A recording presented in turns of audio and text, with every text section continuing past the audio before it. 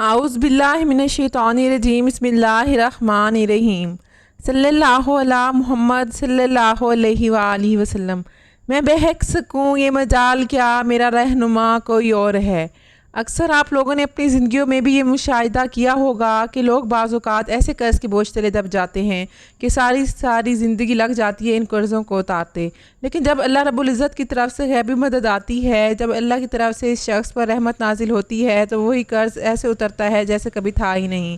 لیکن اس لیول کا ایمان ضرور چاہیے، ایسا یقین اور اللہ کی ذات پر توکل اور بھروسہ چاہیے کہ جو آپ کے لیے آپ کی زندگی کو سہل کر دے۔ اور درود شریف تو ایسی عبادت ہے جو آپ کی زندگی کو ہر موڑ پر، ہر لمحے پر، ہر حال اور ہر مقام پر آسان کرتی ہے۔ اور درود شریف کو جب آپ اپنی کسی بھی دنیاوی نیت کے ساتھ پڑھنے کی کوشش کرتے ہیں، کسی بھی اپنی جائز خواہش کو پورا کرنے کے لیے،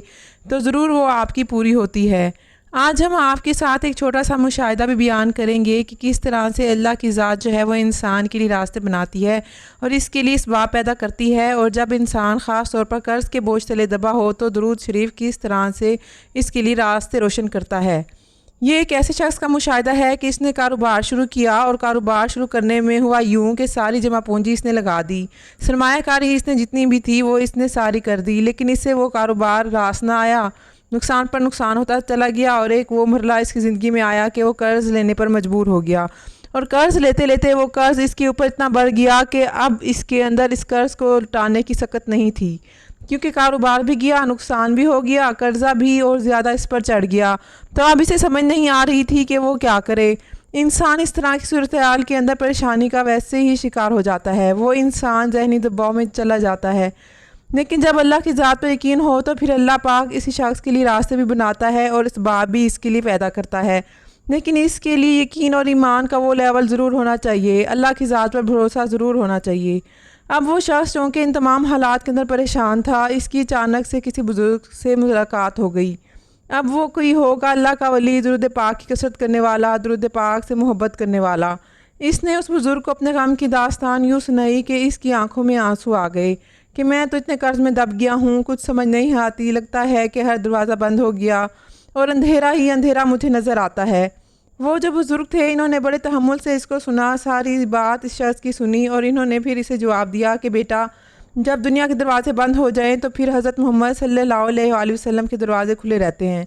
بزرگ بڑی گہری بات کر گئے اور کہا کہ درود شریف کی کثرت شروع کرو، یہ درود وہ کنجی ہے جو بند دروازے کھول دیتی ہے۔ اب وہ شخص جو تھا جس کے اوپر اتنا قرضہ تھا، اسے یہ بات ایک ڈھارس کی مانند لگی، اسے ایک حوصلہ مل گیا اور ایک دلاسا مل گیا۔ اس نے کہا ٹھیک ہے، میں درود پاک پڑھنا شروع کر دیتا ہوں، اللہ کرے اللہ اپنے حبیب کے صدقے میں یہ جو میرے قرضے ہیں وہ اتر جائیں، مجھے اور کیا چاہیے۔ خیر اس شخص نے روزانہ 1000 مرتبہ درود پاک پڑھنا شروع کر دیا۔ کچھ دن گزرے تو اس سے حالات بالکل بدلتے ہوئے نظر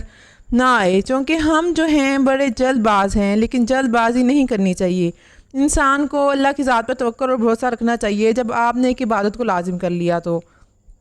اور پھر اللہ نے کس طرح اس بزرگ کو آپ سے ملوایا اور یہ بات آپ تک پہنچائی، یہ اشارے ہوتے ہیں اللہ کی مدد کے کہ اللہ پاک اس طرح لوگوں کو آپ کا وسیلہ بنا دیتے ہیں۔ خیر وہ جب اس نے درود شریف پڑھنا شروع کر دیا، لیکن اس کے دل کو جیسے ایک یقین تھا کہ میں درود پاک پڑھ رہا ہوں تو اللہ میری مدد ضرور فرمائے گا۔ اس نے درود پاک پڑھنا شروع کر دیا، اس نے نہیں چھوڑا۔ چند مہینوں کے اندر کچھ ایسا بدلاؤ آیا کہ جس شخص کا اس نے سب سے زیادہ قرضہ دینا تھا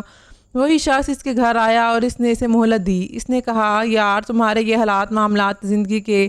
ہیں، مشکلات تمہارے اوپر آ گئی ہیں، میں تمہیں اتنا ٹائم دیتا ہوں، اتنی مہلت دیتا ہوں کہ تم اپنے حالات سدھار لو، اس کے بعد تو میرا قرضہ جو ہے وہ ادا کر دینا۔ اب وہ پہلی کرن تھی جو اس شخص کو محسوس ہوئی کہ واقعی درود شریف کوئی کمال کر رہا ہے،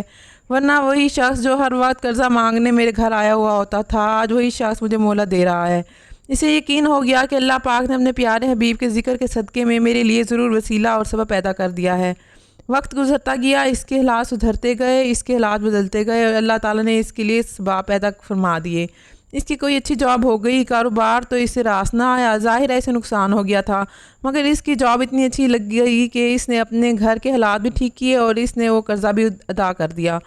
لیکن درود شریف کی عبادت وہ اس نے مان لیا کہ واقعی آپ کی زندگی پر اثر انداز ہوتی ہے، اور جو لوگ قرض کے بوجھ تلے دبے ہیں وہ ضرور ہر حال میں ہر صورت میں ایک وقت مقرر کریں۔ میں کہتی ہوں کہ مغرب کے بعد وہ 1000 مرتبہ درود شریف پڑھنا شروع کر دیں۔ اور اس نیت سے پڑھیں کہ اللہ پاک ان کا قرضہ جو ہے وہ اتار دیں، اور انشاءاللہ اتر جائے گا، اور ایسے اسباب پیدا ہوں گے کہ آپ کی عقل دنگ رہ جائے گی۔